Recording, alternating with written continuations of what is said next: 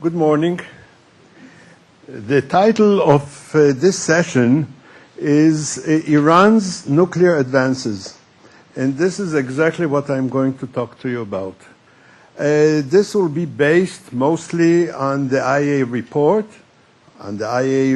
of the 8th of this month, and nothing much else, because the IAEA reports are comprehensive and probably contain the base data on which we can base and make any assumptions as to the future. However, there are possibly, and the IAEA says it quite often, there are possibly sites, activities, and materials which are undeclared, concealed, and about which we know almost nothing. So we have to take that into account, but we don't know much about it. What are the activities ongoing in Iran? As we well know, and we have known since almost 2002, that Iran is proceeding on two parallel routes to acquiring fissile materials, the materials from which nuclear bombs or explosive devices are made. One is the enriched uranium route, and the other one is the plutonium route. They are separate, but in a way they have some interconnection. In the uranium enrichment route, things are proceeding or have been proceeding for quite a few years, and it's going on relentlessly, not without problems. The uranium enrichment activities have suffered problems. They are operating on enrichment equipment, the first generation gas centrifuge machines, and these have been known to suffer also in Pakistan and, of course, in Iran, quite a few failures, quite a few crashes, and they're not very, very efficient. They are very inefficient. But this process is slowly but surely advancing. And what they are doing in the first stage, they are enriching uranium to about 3.5% uranium-235 enrichment. And they have begun enriching some of this 3.5% to 20%. The 20% and the 3.5% represent a huge step forward, because most of the work, if we want to enrich uranium to very high levels, military levels of 90%, the 3.5% seems to be nothing. It is, in fact, the majority of the work. About 70 or 75% of the work in enriching uranium to 90% has been done in enriching it to 3.5%. If they enrich uranium to 20%, they have done between 90 and 95% of the work. They are just a stone's throw away from the high enriched uranium which they need. But they are not proceeding beyond 20% because that's a limit which is defined in a way by the international community in general and the IAEA in particular as low enriched uranium which has no military applications. But it's still a very short ways of 90%.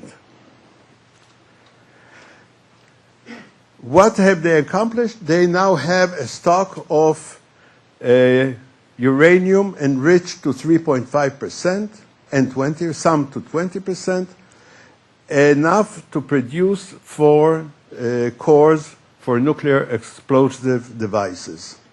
These 4 cores, I maintain, you can argue about it, are the minimum sufficient for a country should it want to develop nuclear weapons. Why is that? Because you want to explode one, test it at the same time, and if that fails, you want to test the second one, and then you want 2 to have in your arsenal, minimum of 2. So you are here at 4. Why test the second one? Because experience has shown in history that many times the first one failed. So they want to have the second one ready for this. But now we come, this was the first part, and as all military things go, there are three parts to military nuclear development. The first part is enriching the uranium or producing the fissile materials. The second part is the weaponization. And the third part is packaging it into a warhead, either a bomb or missile warhead or whatever. The weaponization activities were little known, but they were known. So they were known and they were written up by the IAEA already long ago. They were concealed or somehow packaged into a few remaining questions. But the few remaining questions of a few years ago were really the crux of the matter, because they were the weaponization questions. And should Iran have given good answers, if it were possible, to these questions, probably the previous Director General, Dr. El-Baradei, would have said, okay, the Iranian file is closed. It was, as though, very, very difficult for them to give proper answers to these questions, which remain open until today. But today, on the 8th of November, many more questions were open. And I'll, in a few words, describe the report, which is a very interesting, it's groundbreaking report, and in a way, forgive me, not surprising. The report contains the main body of the report, and then comes the annex. The main body is like all previous reports. It gives the rate of uranium enrichment, the achievements in uranium enrichment. It tells about the advances in constructing the plutonium producing IR-40 reactor, which is not that advanced yet. And then comes the annex. The annex is divided into three parts. The first part gives history. The second part is a very important part because it presents the validity of the assessments which come in the third part. It shows that the sources are many and varied and verified. And this is a very important point, because Iran, as expected, immediately came up and said, these are forgeries. It's the whole annex is based on forgeries.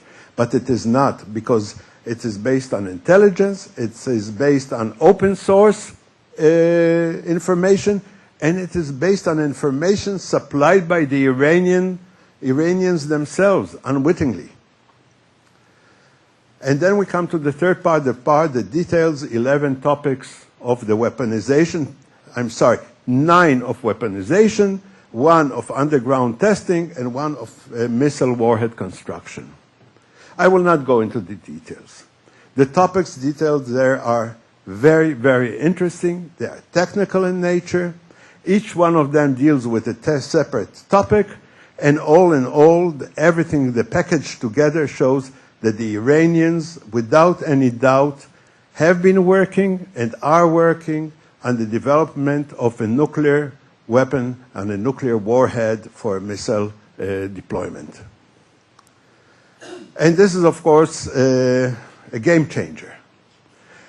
I think that everyone who was following this topic in recent years was not very surprised. I would say that there are some countries who knew very well what was going on, but they preferred not to acknowledge it. I think that, politically speaking, it was not wise for them to acknowledge it and to start their own campaign against the Iranians. Now it has made it very difficult to ignore the facts about Iran's nuclear program.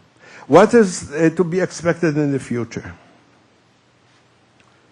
I think that one thing is certain. Iran wants to gain the potential to produce nuclear weapons once it makes a political decision to do so.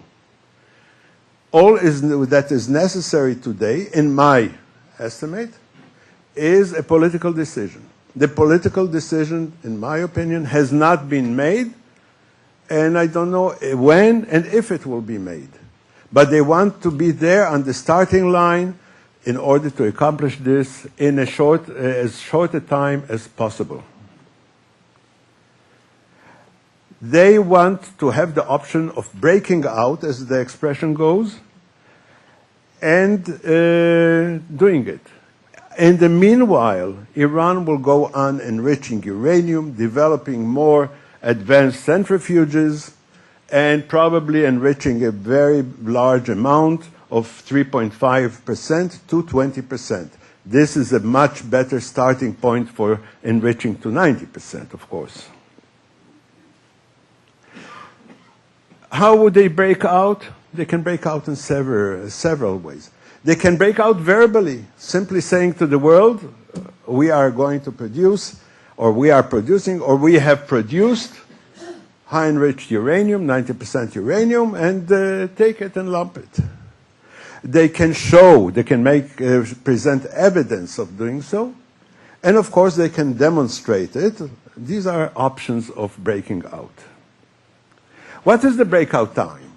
Well, the press has had a field day in presenting different views on how long it would take for the Iranians to go from the present stage to nuclear weapons. I don't think I want to enter into this discussion. From what you read, what you see, and some of my own feelings, it would take probably a year plus or minus a few months to accomplish the first core, to have the first core, the first explosive device for a nuclear weapon. Half of this time would be devoted to enriching the uranium for the first core to 90%, and the other half would be for turning it into metal, melting it, machining it, putting it into explosive device. The explosive device is there. Why is it there? Because they did receive the blueprint for a nuclear explosive device from Pakistan long ago. What they are doing now is checking it, testing it, recalculating, and perhaps trying to improve upon the old Pakistani design, which works. If they are initiating events, of course, these could also make Iran go and start breaking out. And I don't want even to go now into what these initiating events are going to be. What is a big problem in this whole scenario? The big problem is, would we know about it if Iran decided to break out and not tell anyone and not demonstrate? Iran could do it. Iran could do it in a way because the inspectors are not present there 24 hours a day, 7 days a week, etc. Because the inspections are not online. Some of them are, but some of them are not. And the Iranians can divert material, and they can start having activities on the route to a breakout. And even if the inspectors came and they saw something that was not to their liking, and they reported it, the very cautious IAEA, and I'm not saying it in a derogatory way, please, but in their cautious way, they would probably send new inspectors and would check and would recheck and send demarches to the Iranian government. And a political and a diplomatic process would go on. And meanwhile, the Iranians could accomplish a lot. This is probably the way the Iranians would break out, unless they wanted to break out very vocally and show the world we are doing it. I can go on and talking not about the technical matters, but I think that what we have to realize that the chances of stopping Iran are not great at this time. I think that I'm not saying it's inevitable, but I think it says quite a high probability that Iran could achieve a nuclear capability in a very short order. Thank you.